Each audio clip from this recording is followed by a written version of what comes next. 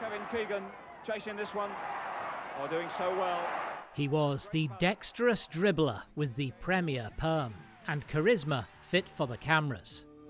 And it looks like I'm falling. After ditching the brassworks for the football pitch, a teenage Kevin Keegan first began turning heads while playing for Scunthorpe.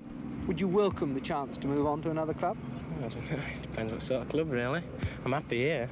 You know, I'm getting first team football here. I should think if I went first division I'd struggle a bit. Bill Shankly disagreed and took him to Liverpool in 1971. I remember him coming up on the Thursday and saying, do you want to play in the first team on Saturday or the reserves? The answer just came. I don't know where it came from because I wasn't a confident lad at this stage of my career. And I said, I haven't come here to play in your reserves. Good, good. He just walked off. And he opened up against Nottingham Forest, he won the game, he scored a goal, made a goal. It was a bit of a fluke the one he scored, but he scored it nevertheless. And that was something he never was out of the team. He took just 12 minutes to score on his debut and within a couple of years had a league title and a UEFA Cup winners' medal, scoring twice in the final. Keegan. Oh, what a beautiful goal! He made his mark at Wembley too, again twice on the score sheet as Liverpool beat Newcastle in the FA Cup final of '74. Oh, and yes, it's there by Keegan! A lethal finisher and accomplished header for a man of his stature, spent 6 seasons at Anfield, scoring 100 goals as part of a famous strike force with John Toshak. I get a feeling every time he goes up for a ball, I know when he's going to win it, and I also know when he's going to lose it. You know, and I double back the other way, so I go for him to lose it. He's so good in the air, he wins more than he loses, so I spend most of my time going where I want to go towards the goals. So strong was their connection that Granada TV put their telepathy to the test. Purple. Cross. Felt like moving a couple of chairs away from him when he had a run of about 8 on the trot, which was amazing. In fact, it was just a show. More razzle-dazzle from this born entertainer who attracted crowds like a pop star and became a national celebrity. Coming to the first bend, and Van Bims comes across, and Keegan's gone! Keegan touched the back wheel and he's gone across the track on his back. Here, you trying to muscle on my act? Yeah, why don't you throw the towel, Henry? Good. In Rome in 1977, where he forced the penalty which secured the club's first European Cup. Kevin Keegan with the sunglasses. It took his tally to 3 championships, 2 UEFA Cups, 1 FA Cup and 1 European Cup. There wasn't a team really that could touch us. We could lose games, but they couldn't beat us if we all played anything near our best. And I just felt, crikey, I'm 27 now, and there's got to be some more improvement in me. And so he went to Hamburg, where he became the highest paid player in Germany, was nicknamed Mighty Mouse, and twice won European Footballer of the Year. He was a sensation at Newcastle, where he ended his playing career with a friendly against Liverpool and an airborne exit. He took that flamboyance into management. In the title race, his Newcastle team pushed Manchester United close, while he was pushed famously to his limit by Alex Ferguson's mind games. For England, he won 63 caps, 31 as captain, and scored 21 goals. He also had a short spell as manager, leading them to the European Championships in 2000, before joining Manchester City. Welcome to main goal. Thank you. He steered them back into the Premier League with the sweeping attacking philosophy for which he was known. There's nothing wrong with them having their dreams and their aspirations, and there's nothing wrong with us as a group trying to go out and give them what they want every week. So, you know, aim for the top, you know. I know it's an old saying, but shoot for the moon. If you hit the stars, is it a bad thing, you know? They romped home, 10 points clear at the top of the championship, having scored 108 goals.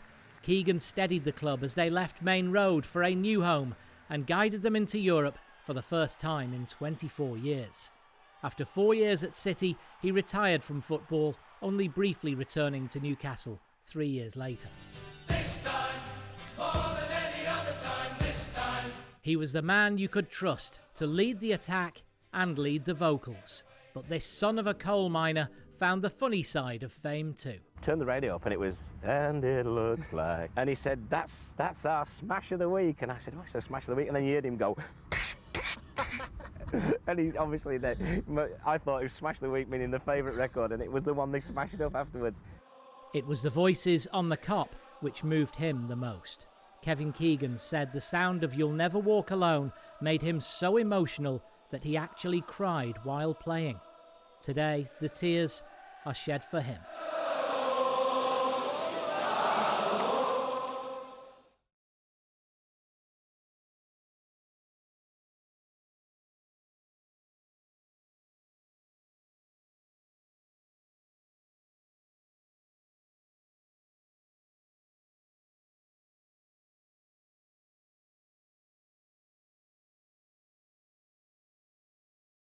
Some breaking news, some very sad news, that the former England captain and manager Kevin Keegan has died. Kevin Keegan's family have just released this statement saying it is with immense sadness that we announce that Kevin Keegan has passed away at the age of 75.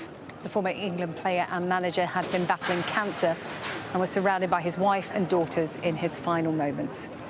Kevin, a double Ballon d'Or winner, was a much-loved husband, father and grandfather. The family would like to thank Kevin's incredible medical team for all their support. This is a hugely difficult time and they are requesting space and privacy. The former England captain and manager Kevin Keegan has died. He revealed around a month or so ago that he had stage 4 cancer. His family releasing that statement saying that he passed away with his wife and daughters with him. He was 75. Now to some very sad news, and the former England manager and legendary footballer Kevin Keegan has died at the age of 75. A statement from Kevin Keegan's family following his passing says, "It is with immense sadness that we announce that Kevin Keegan has passed away at the age of 75. Former England player and manager had been battling cancer and was surrounded by his wife and daughters in his final moments. Kevin, a double Ballon d'Or winner, was a much-loved husband, father and grandfather. The family would like to thank Kevin's incredible medical team for all their support. This is a hugely difficult time and they're requesting space and privacy." Matching the wall of noise which surrounded the players at Southampton a fortnight ago. Keegan. Djokovic has missed it!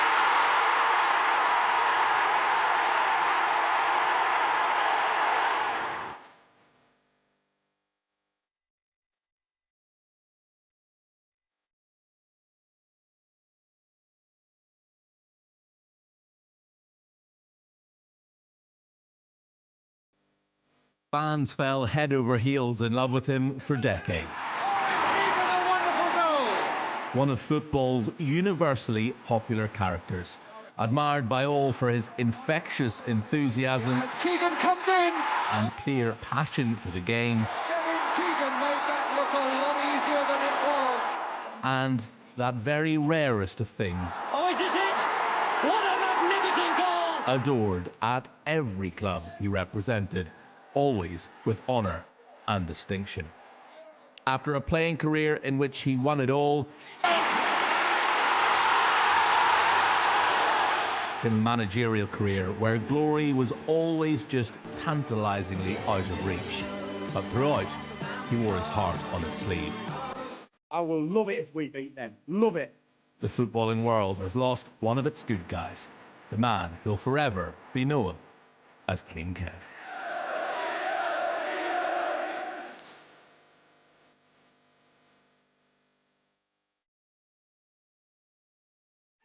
It was while still working as an office clerk that a 15-year-old Kevin Keegan was spotted playing Sunday morning league football by Scunthorpe United. Tricky play from Keegan, unlucky to get a retouch. In 1968, at the age of 17, he made his debut, swiftly becoming a first-team regular.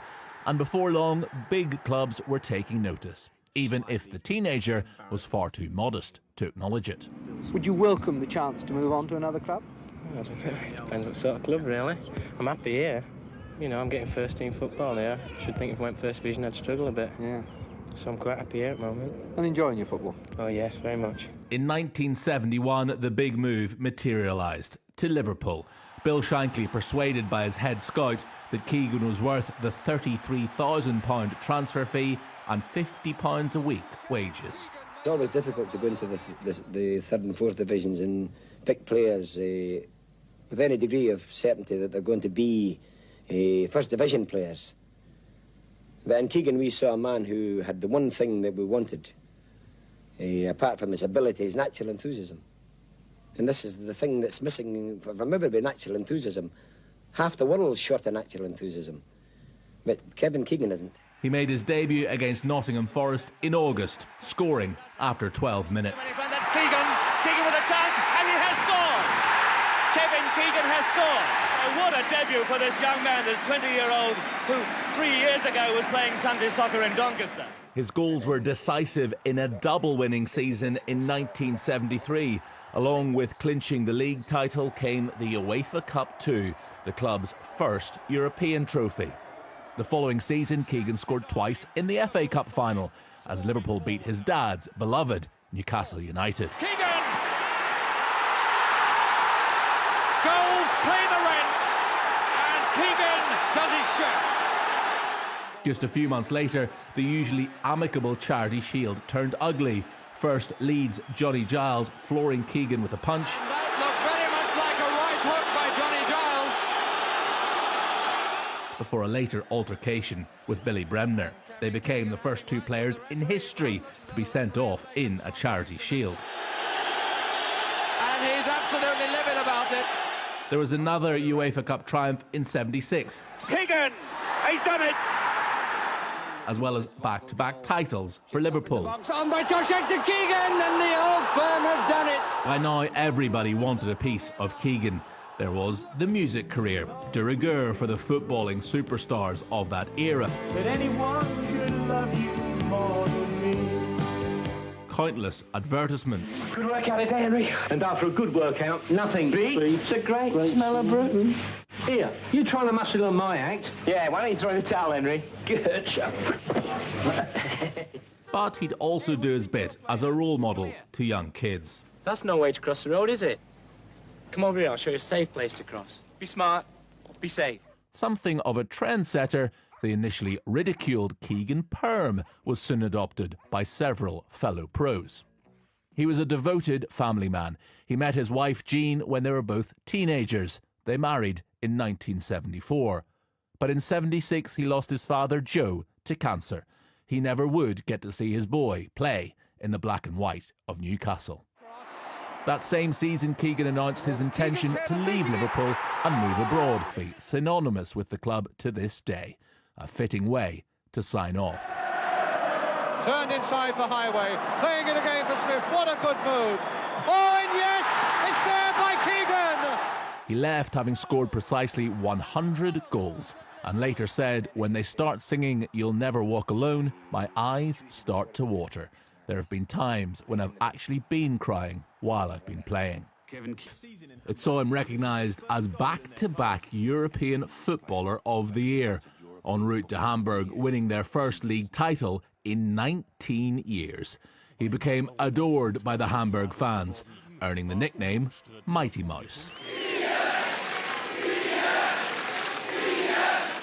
His next move shocked the footballing world, lured by the persuasiveness of Laurie McMenemy to Southampton.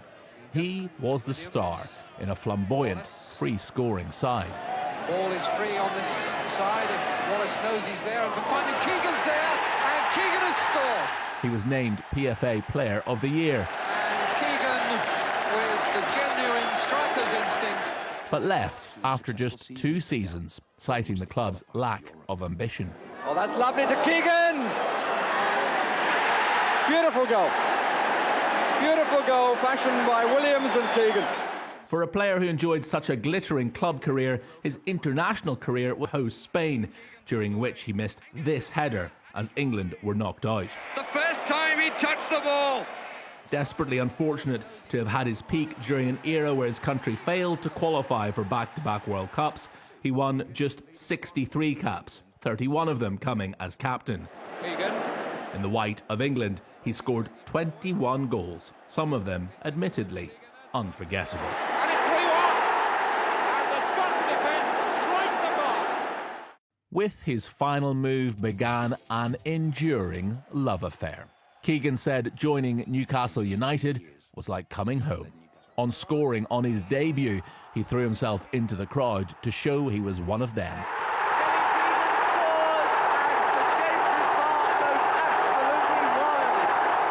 In just his second season at the club, though, while playing Liverpool, he had an epiphany. I got a through ball, probably had something like 4 or 5 yards on Mark Lawrenson, and within 10 yards, he had 2 on me. You know, all these little things. You know, this is the year I want to finish. That I still feel I'm at the top. Just 33 years of age, his 48th and final goal for Newcastle came in a win which saw them promoted to the First Division. Kevin Keegan scores and his career on Tyneside turns full circle. His final game came in a friendly, also against Liverpool. After emotional farewells, it's very difficult for me at this moment to speak and say what I really feel. But I thank you very much for the last 2 years. And with his beloved wife Jean and his 2 daughters watching on, Keegan left St James's Park by helicopter while still wearing his Newcastle kit. He'd moved to Spain, vowing he'd never be a football manager. Less than 8 years later, though, the lure of his beloved Newcastle once more proved too tempting. Under his guidance, they were promoted as champions to the newly established Premier League. Always a man of the people, he fronted up to fans angry that the club had sold their leading goalscorer, Andy Cole. You've got to allow me to do that. If it doesn't work, you know, I know what the implications are. If I make a mess of it, you chant me to go. You know I'm the goal. But I understand your problems. Leave it with us. But after acquiring the likes of David Ginola from Paris Saint-Germain and Les Ferdinand from QPR, they were being talked up as title contenders. Justifiably, in early February 1996, they were 12 points clear of the mighty Manchester United. Defeat to United cut the gap, though. Cantona coming in, and he scored for Manchester United. And most famous matches ever seen, their once huge lead at the top had evaporated. The tension was beginning to show for Keegan. And when Sir Alex Ferguson, always a master of the mind games, suggested Leeds didn't try as hard against Newcastle as they did against United, it all reached boiling point in one notorious. Newcastle would finish agonisingly as runners-up. But by the time Euro 96 rolled around, the 2 managers were on far better terms. Have you kissed and made up? Yeah, no problem. Yeah, all right. He gave me a lovely kiss last night, and You bought me a drink? well, he's never bought me one anyway, so what's new? That same summer, Newcastle broke the world transfer fee for boyhood fan Alan Shearer. Keegan may even have played some small part in seeing New Labour elected by a landslide.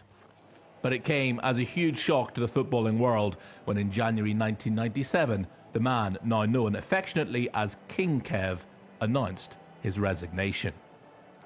A brief but successful spell at Fulham, during which he secured the club promotion, saw him appointed England manager. Victory against Scotland saw them qualify for Euro 2000, but they'd crash out at the group stage, and defeat against the old foe Germany in the last match ever to be played at the old Wembley saw Keegan resign on the spot in characteristically bombshell fashion. I just feel I've given it my best shot, and I don't want to go on and outstay my welcome. I've had all the help I've needed to do my job properly, but I've not been quite good enough. I mean, it's not what I wanted. But like I say, I look forward now to a life outside of football, I think. That lasted all of 7 months before a return to management with recently relegated Manchester City. He took them straight back up as champions after 4 years in the job. In 2008 came a shock and ill-fated return to Newcastle. Can you believe it? Yeah, obviously, it's nice to be home. There was tension from the start between himself and owner Mike Ashley, a feud which turned increasingly toxic, resulting in a bitter legal dispute. It was an unfortunate way for his 28-year association with the club to come to an end, but he would forever remain a Newcastle United legend, adored on Tyneside and always welcomed with open arms at St James's Park. How would you like to be remembered as a player? To be known as a hard-working, dedicated player who achieved more than some or most players who were blessed with an awful lot more ability. Keegan going in!